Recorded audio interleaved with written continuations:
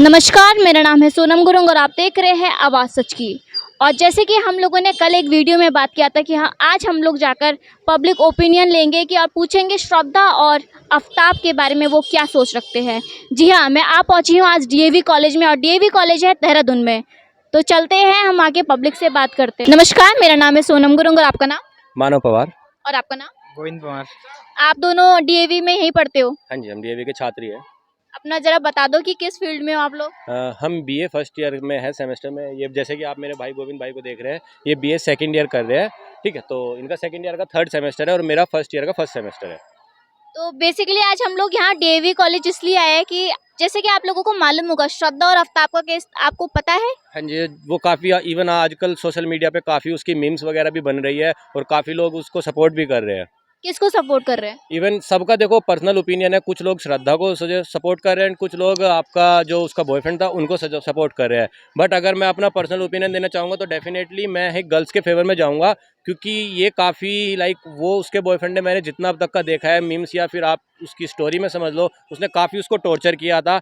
Even उसने काफ़ी बार उसको फिजिकली उसको हर्ट किया था। बट उसने, उस लड़की ने, जैसे कि आप बताना चाहते हो कि उस लड़की ने अपने पेरेंट्स को भी बताया, तो उसके पेरेंट्स का कहना था कि आप उनके साथ लिव इन रिलेशनशिप में मत रहे, आप उनसे अलग हो जाए। बट कहीं ना कहीं वो अपने रिश्ते को बचाने के चक्कर से वो उस रिश्ते के साथ जुड़ी रही। इवन उनसे फिजिकली टॉर्चर भी वो झेलती रही। एंड आपको भी पता है आज के सिचुएशन पे अब क्या हुआ उनके साथ कि अब वो ज़िंदा नहीं है हमारे बीच में। बट मुझे काफ़ी दुख हो रहा है कि वो हमारे बीच में ज़िंदा नहीं है। बट मेरा जो पर्सनल ओपिनियन है, मैं चाहूँगा कि कोर्ट उनको, अभी जैसे कोर्ट ने उनको बोल दिया कि उनको जेल की सज़ा मिली है, बट मैं चाहता हूँ कि आगे कोई इन फ्यूचर कोई अपनी गर्लफ्रेंड के साथ या लिव इन रिलेशनशिप में रहने के साथ भी किसी लड़की के साथ वो ऐसी चीज़ें, हरकतें दोबारा ना करे। इसके ऊपर हमें एक स्ट्रिक्ट एक्शन लेना ज़रूरी है। मेरा नाम समृद्धि सिंह। और आपका नाम? सानू डंगवाल। आप दोनों यहीं पढ़ते हो? अपना मतलब फील्ड बताना कि क्या फील्ड है आप लोग? मैं यहाँ डीएवी पीजी कॉलेज से बीएससी कर रही हूँ और मेरा 5th सेमेस्टर चल रहा है। और आपका? बीकॉम। अच्छा, तो जैसे कि आप एक लड़की हो, आप लोगों ने शायद आफ्ताब और श्रद्धा का केस सुना ही होगा कि मतलब वो केस सुनकर आपको क्या, आपका दिल वैसा हो जाता है कि हाँ, ये क्या क्या मतलब क्या चल रहा है न्यूज़ में? हाँ, हमें बहुत अजीब सा लगता है, घबराहट भी होती है कि आजकल हमारे देश में लड़कियों के साथ ये क्या-क्या हो रहा है। जिसमें देखा जाए तो जितना कसूर लड़के का है, लड़के का तो ख़ैर कसूर पूरा ही है। थोड़ा लड़कियों को भी थोड़ा सावधान रहना चाहिए, उन्हें देखना चाहिए कि वो किस लड़के के साथ अपना जो भी है, कैसे किसके साथ, किस लड़के के साथ रिलेशन बना रही है, कैसा है वो लड़का, उसके बारे में पूरा जानने के बावजूद ही लड़कियों को आगे बढ़ना चाहिए और उनके साथ मतलब अपना रिलेशन बनाना चाहिए। और जहाँ हमने पूरी खबर सुनी तो उन्होंने ये भी बात सुनने में आई है कि उनके पेरेंट्स ने मना भी किया था, फिर भी उन्होंने अपना ये बोला कि नहीं, मैं एक इंडिपेंडेंट लड़की हूँ, स्वतंत्र भारत में रहती हूँ। उन्होंने ऐसा कुछ बोल के बोला कि मेरी लाइफ का डिसीजन है और मैं खुद लेना चाहती हूँ।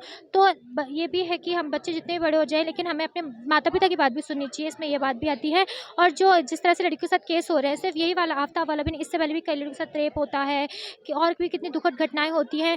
तो उसके लिए हमें बहुत खेद है और हम सरकार से ये विनती करना चाहते हैं कि जो भी बात हो, हमें अपने देश में लड़कियों के लिए, लड़कियों की सुरक्षा के लिए एक कड़ा से कड़ा वो बनाना चाहिए, कानून बनाना चाहिए, नियम बनाना चाहिए उनकी सेफ्टी के लिए, उनकी सिक्योरिटी के लिए, ताकि किसी भी लड़की के साथ ऐसा ना हो। आपका था कहीं ना कहीं क्या श्रद्धा की गलती थी या नहीं? देखा जाए तो श्रद्धा की गलती थी, क्योंकि आप इस दुनिया में, जैसे हम आज के ज़माने में रह रहे हैं, आप किसी पे भी भरोसा नहीं कर सकते।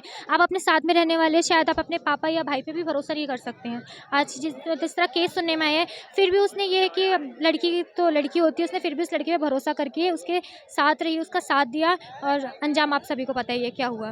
और आपका नाम? रजत कुमार। आप यहाँ पर पढ़ते हो? जी, मैं एलएलबी का छात्र हूँ यहाँ पे। आप पास आउट हो गए हो या फिर अभी भी हो? पास आउट हो चुका हूँ। तो बेसिकली आज हम यहाँ पर आए हैं, जैसे कि आपको पता होगा आफ्ताब और श्रद्धा के केस के बारे में। तो मैं जस्ट आपसे इंक्वायरी लेना चाहती हूँ कि पब्लिक ओपिनियन में आप क्या इस केस के बारे में क्या सोचते हो आप?